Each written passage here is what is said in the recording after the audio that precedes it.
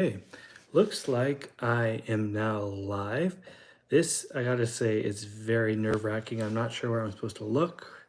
I'm gonna keep looking at the screen to look at myself to make sure I'm not doing anything weird. This is my first time live streaming anything, but I saw this on Think Media and thought I would check it out and see if it's worth it. So I figure I'm gonna just probably live stream for another, I shouldn't say another 20 minutes, as if I've been doing this for a long time, but I'm thinking I'm gonna live stream for 20 minutes and just talk about Star Trek. So it's been a busy day. I've been editing videos. I did one on Adele Simmons, who was an assistant director on many Star Trek episodes for TNG and Voyager. I thought it would be really important to highlight her just because she is someone who has done so much for the Trek community. Um, just the fact that she made so many episodes possible, but yet I don't think we talk about her very much. She's not like someone like the Akutas, who, as amazing as they are, everybody knows them. I don't want to discredit the Akutas and say they're not great people, which they are. I actually had the pleasure of chatting with both of them on another podcast I do, the Big Sci-Fi Podcast, and they were great, but they do get all the recognition and all the props, which is rightly deserved. But Adele Simmons doesn't really get that. So I thought it was important to highlight her. I also just finished a video on Shields. I should say the short version. I did the full version yesterday, uploaded it, and did the short version today. And I gotta say, that was tough because my long video is 4 minutes, and trying to condense everything into 1 minute is very difficult. Obviously, I know it's even 4 minutes isn't that long, but I don't try to go by the length of a video or how long I think something should be. I try to basically just write the script and say what I need to say, and then it might be long, it might be short, it might not. But trying to condense everything that I talked about in my full video about Shields into a short video was very difficult. So I had to cut down a lot of stuff, um, which I know someone's going to watch the short and be like, hey, you didn't talk about this thing or that thing. You didn't talk about how shields are broken up into 6 different sections. And then I'm going to have to just say, look, check out the full video. I'm actually going to pin the comment um, about that so people know that, hey, I actually did cover all this. I just can't cram it into a 1 minute format.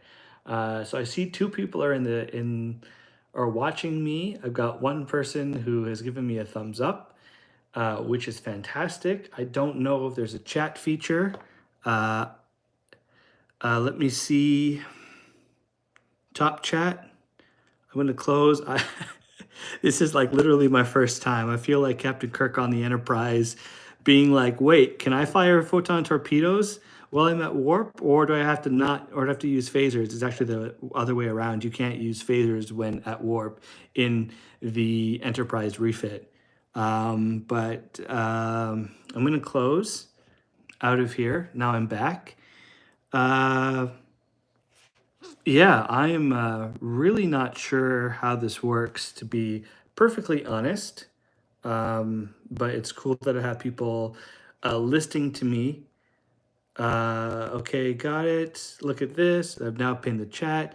You can now pin messages to the top of your live chat for viewers to read. Click messages to pin it. Use the option menus to unpin. And right now, if you're watching, you're listening to me reading about this chat feature, which you can also read about on your own time, but I'm doing it live nonetheless. Um, so yeah, I think we're going. Looks like I'm still hitting buttons. All messages are visible.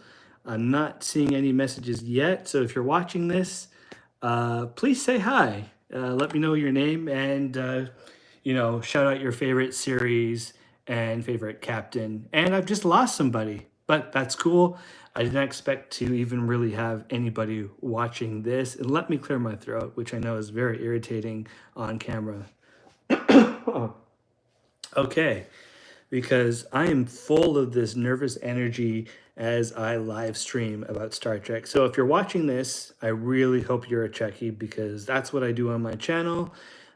Is I talk about Star Trek and even trying to think about like, oh, I want to do this live chat today, but what do I talk about? I was like, I kept going back and forth between topics, so I am just going to talk about whatever comes out of my mouth, and we'll see where this goes. Um, for example, like, sorry about the throat thing. I recently got Apple AirPods for Christmas, and I'll be honest, I haven't used them before. And so I was blown away by how good the audio quality is. But watching Trek on these bad boys or with these bad boys is something else. The background sounds that you can hear, the conversations that you can hear that are happening as the characters are talking is just wild. And so far the best, and this is not just with these headphones, but this is like probably the best audio design of any scene in Star Trek ever, and that's from the motion picture. There's a scene, if you remember the scene where Kirk is going to engineering to tell Decker that, oh, by the way, he's taking over as captain and Decker's going to be demoted. When he's walking around there and going up that turbo, or sorry, coming down the turbo lift, it is just phenomenal because you can hear the background conversations. There's people talking about some maintenance that they're doing. You can hear the computer, who I assume it's a computer, maybe it's a person, going through the different, like, going through a checklist of some kind, and she's listing off things, and you can hear the hum of the engines. You can hear Decker talking to Scotty and saying, oh, it's a backup sensor, let's put a new one in. And it is just phenomenal. So anytime I get a new set of speakers or headphones, I try out the scene. And with the Apple AirPods, it's phenomenal. It really is incredible. So I love that. And why am I going on about this so much? Because, well, one, I'm nervous, and two, have them sitting right in front of me. So I've been doing that a lot, and so I've got motion picture on the line, or on the line. Why am I saying on the line? I mean on my mind. Um, it's a movie that I don't think gets enough love. Granted, it has its issues.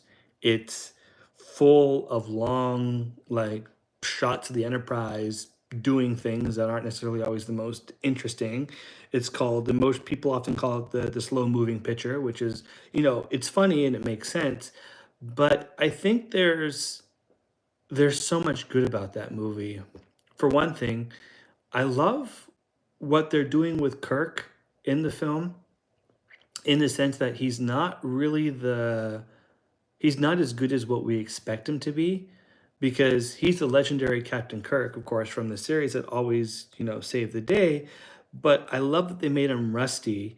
And, I would not have been cool with the way he treated Decker had it not been for McCoy, who was like, Kirk, you're being a jerk right now. You gotta, you gotta chill a little bit.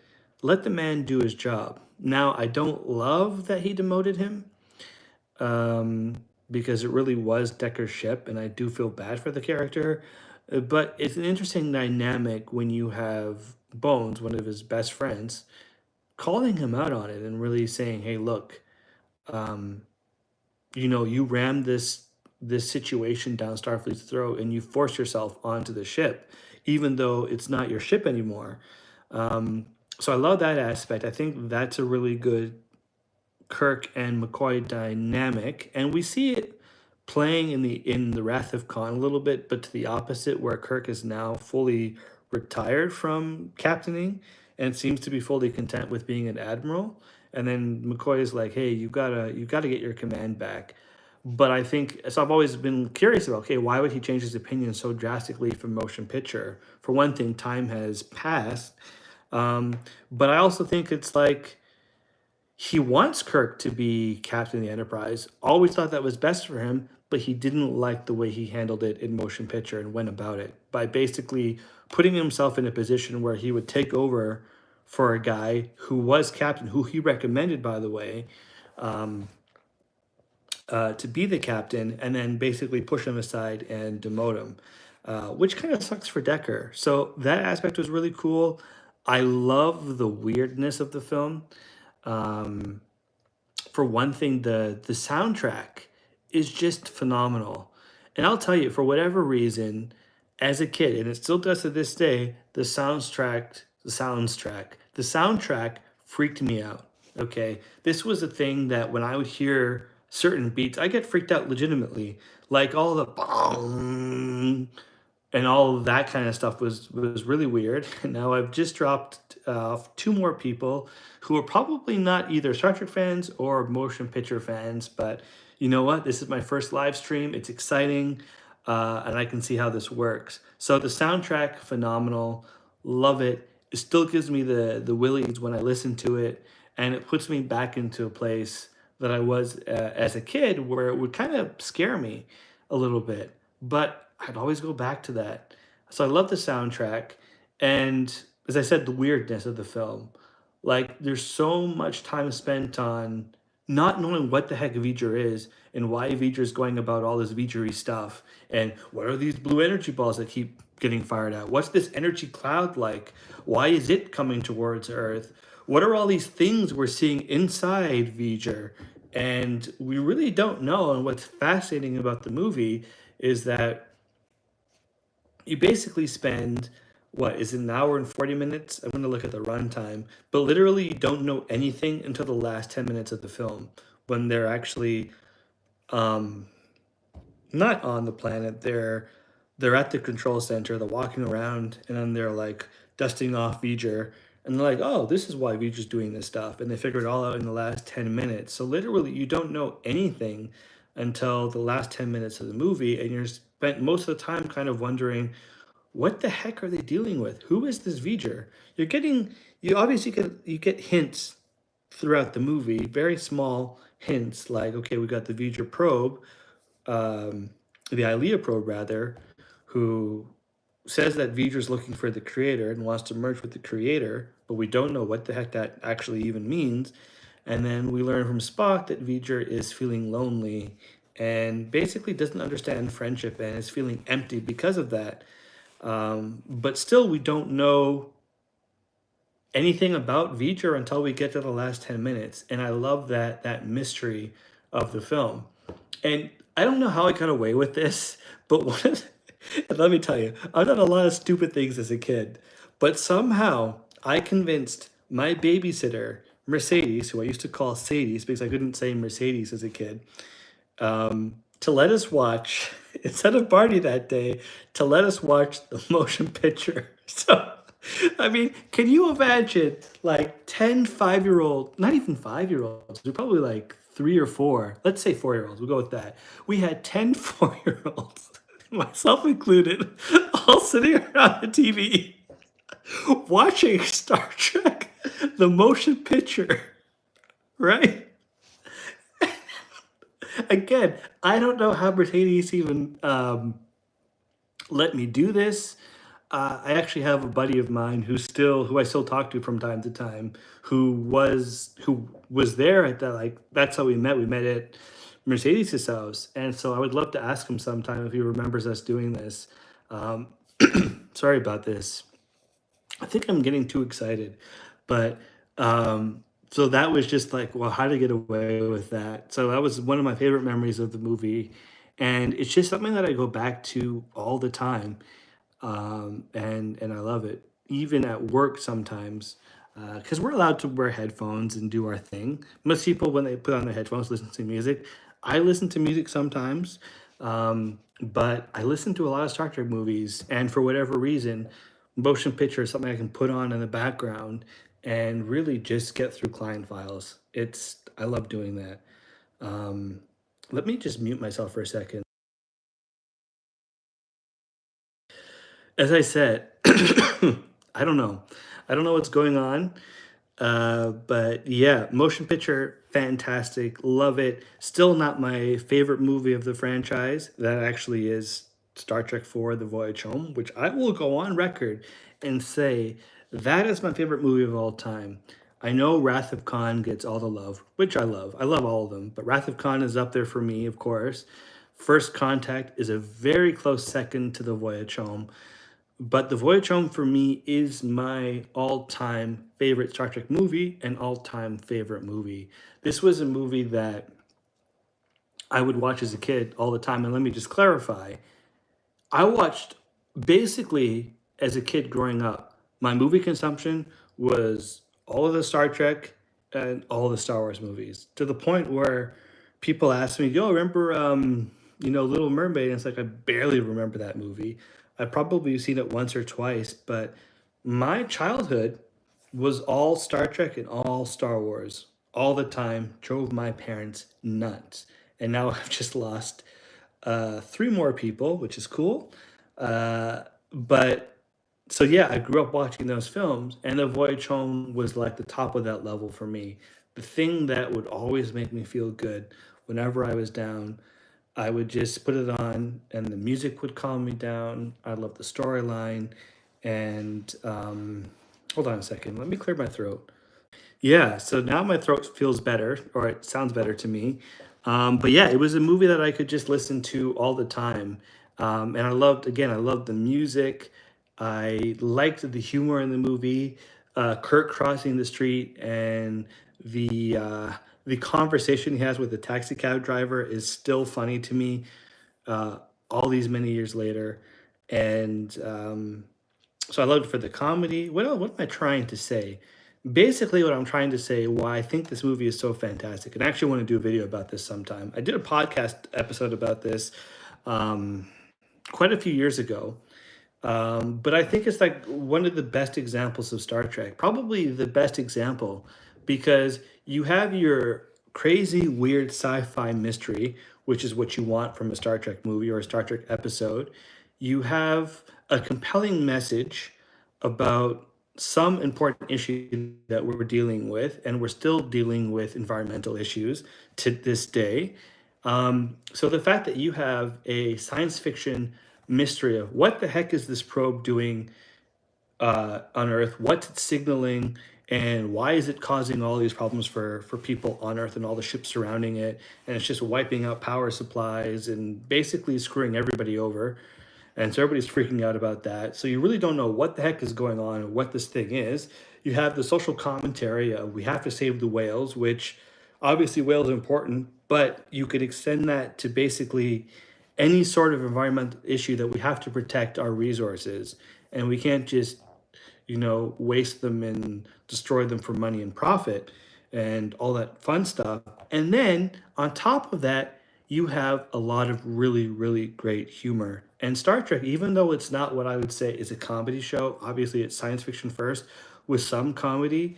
Voyage Home blends the two perfectly, where you have the more serious, crazy, wild sci-fi, what the heck is this probe? The social message of we got to save the whales, we got to protect our environment, but also what does it mean exact change? You have Kirk and Spock walking around the city of San Francisco in 1986, not really knowing what the heck to do because they're out of place, they're out of time.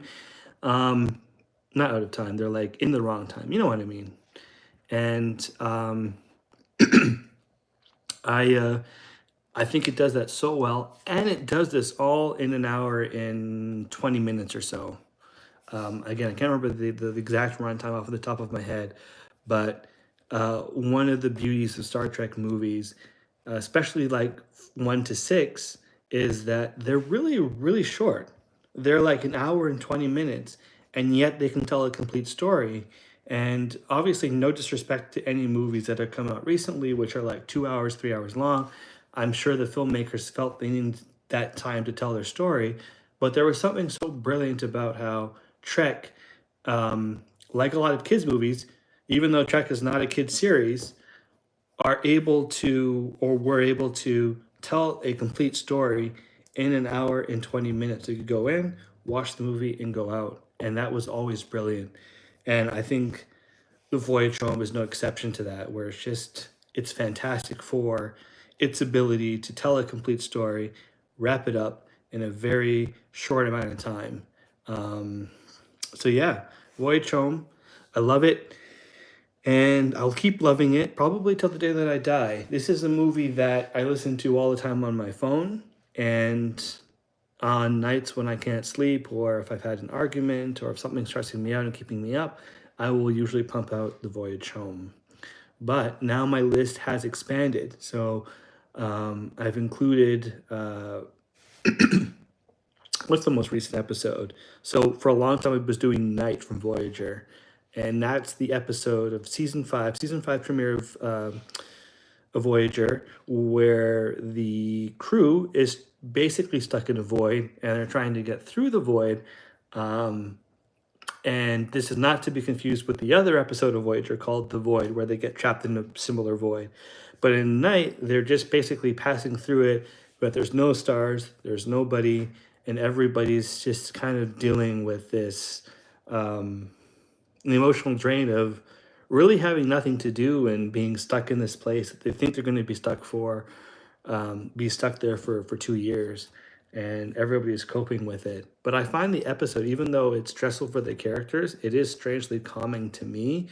Like especially the first, like I would say, let me see, let me break this down. So I started the episode, which starts off in the Captain Proton in the Captain Proton simulation, which is the first time we've ever seen this with Tom and Kim doing their thing on there. The doctor comes in, gets mad at Tom for basically hogging, and then so I usually start. Well, obviously, I start there. That's when I'm like wide awake, and then by the time we get to Neelix's um, not hyperventilation, but when he has I can't even think of what it's called, but when he has like this emotional attack and he has to like he hyperventilates basically and he has to be taken to sick bay and the doctor's like, yeah, you're suffering from nylophobia. And so that's usually where I pass out. Other times I'll pass out if I'm really lucky, I'll pass out at the briefing where Chakotay is basically asking everybody to give him a briefing on the situation and what everybody's up to, but there's basically nothing to report. Blana's like, "Oh, my the warp core is working perfectly as it has been for the last 3 weeks, and my crew's going stir crazy."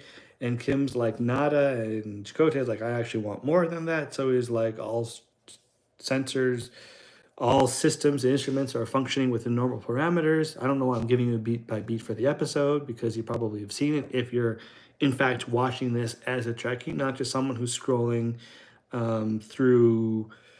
I was going to say the T word, TikTok, but we're not on TikTok, we're on YouTube. But if you're watching this because you're a fan, we've got one person watching, so I don't know who you are, but if you're a fan of Star Trek, you probably don't need me to go through a beat by beat of the episode Night.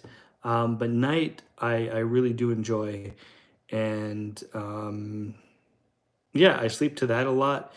And then I got to tell you guys, the craziest thing is I'm getting married. I don't know if you follow the channel, then you know I'm getting married soon. So I'm getting married in May. And what's wild is the person I'm marrying is also a Trekkie, something I never thought would happen. It's like whoever made her, God, whatever you want to say, came out and said, this person would be perfect for Chris. And she's amazing. And why am I talking about all this? Because for whatever reason, I am now marrying a woman who wants to listen to Star Trek Deep Space Nine, one of my all time favorite shows, specifically season 6, my favorite season of Star Trek Deep Space Nine, at night. It's wild. And so, usually, what we do is we'll start off with Call to Arms, and Dill, she passes out instantly. So even just before, like even during the whole conversation around what Rom, uh, sorry, not Rom. Rom is not wearing the wedding dress. Lita is wearing the dress, and it's all about. So that conversation is all about Lita and Rom picking the wedding dress, and them not agreeing on anything. And then after that, they go up to Cisco to ask him to officiate the wedding. And so usually that's where the two of us pass out, but Dill usually passes out even before that. And then so we go on for most of the night, and then we usually wake up around, I'd say so. If we go to bed, so this is what we do. We usually go to bed around like 11. I like to go to bed earlier. She likes to go to bed a bit later. So we usually in bed by 11, starting the episodes. So by the time we actually wake up, which is usually around 6 a.m. or 7 a.m., depending on the morning, um, we're usually either just starting the Cordially Invited, where Worf and Dax get married, or we're waking up to Resurrection, the one right after, where Mirror Universe Barial comes and has a whole thing with Kira. So we're usually waking up around that time. Um, so I don't know. So I love that. Actually, I'm not even sure if that's even right. Maybe we're waking up more around like Magnificent Ferengi or something. But I get confused because often we like see each other on the weekends. We don't really see each other on during the week. So on weekends we sleep in longer. So we usually get up around, say, like if we get up around 9 or 10, that's usually around Magnificent Ferengi or what can I think of, the one where Morn dies, Who Mourns for Morn. So we're usually around that time or around that episode when we wake up. And again, why am I telling you all this? Just because, for one thing, I love sleeping to Trek, but it's really cool that. Sorry about all the burping. I apologize. I'm eating a lot of junk this last weekend or this weekend because it's my birthday tomorrow. So I'm gonna do a pre-celebration tonight with some McDonald's. Dill is actually at her bachelorette party weekend. She's gonna be coming back tomorrow, and then we're gonna hang out with her. Obviously, she'll be there, and then our really good friend Nyasha is gonna be there. We're gonna watch movies and basically get junk food. But I'm doing a pre. I did New York fries yesterday. I'm doing McDonald's today after this live stream. So I don't think that has anything to do with me burping. But yeah, sorry about the burping. So I think it's so cool that we get to do this, and I'm so thankful for her. Like I still can't believe that she's real. Sometimes I'll wake up in the middle of the night and be like, "Wait, is Dill real? Like this isn't just some like dream. This is not the holodeck. This isn't like, oh yeah, this is a holodeck program, or oh yeah, you've just been hit with a probe and now you've lived this whole life, but now you got to wake up because it's no longer real, and it was all just a way to remember these people that have passed on." No, she is actually 100% physically real, and it's incredible. I'm gonna wrap up in the next 5 minutes. I was only gonna do 20 minutes, but surprisingly, I've got so much to say. Hopefully, I've actually said something useful and entertaining to tell y'all folks over there. Sorry about that. I'm Canadian, so I love y'all. I love saying y'all. My other favorite accent is the New York, like cup of coffee, coffee. You talking? You talking to me? You talking to me? This is me just doing really bad impressions of American accents because as a Canadian, we don't get to hear a lot of y'alls or talking to me. So that's always fun. But yeah, I'm going to probably wrap up in a few minutes. Um, yeah. I'm not seeing any sort of action in the live chat, which I can't tell if that's just because no one's talking to me, which is totally cool, or if it's because I really don't know what I'm doing on this application with this live stream. But you know what? This is a first good jaunt into the live streaming world. It's actually been surprisingly fun, and I love this idea because I think I'm going to try and do more of this. And it's great that I didn't really have to prepare anything for this. It's just really me having a conversation with you or whoever's listening and watching about my thoughts. So maybe you can get to know me a little bit better rather than just the guy that breaks down very specific things in Star Trek, but actually has a lot of tangents. And my voice is going again. Let me clear up one last time, and then I will say goodnight. All right, well, I've cleared up. That was about half. Actually, you know what? Give me another 30 seconds, and then I'm going to do, that means I get 30. I've been live streaming for 30 minutes, my very first 30 minutes ever. And I don't know what I'm doing this dance for, but it's fun. It's like a combination of something and maybe you can't see my other hand, but I'm trying to do the Iron Man, Tony Stark pose from Iron Man 1. But yeah, that's how I feel. I'm excited. I hope this stuff stays. I hope like once I'm done, this doesn't actually disappear. I'm sure it's recorded. So yeah, but I think that's it for today. Thank you for watching, and I will try live streaming again. But see ya. And thank you, Jude Tateman, for the happy birthday wishes for tomorrow. I do appreciate that. So thank you very much, Jude Tatman. Sorry, I think I said Tateman. Tatman. Hope I'm pronouncing that correctly. But thank you for that. And I will see you next time. See ya.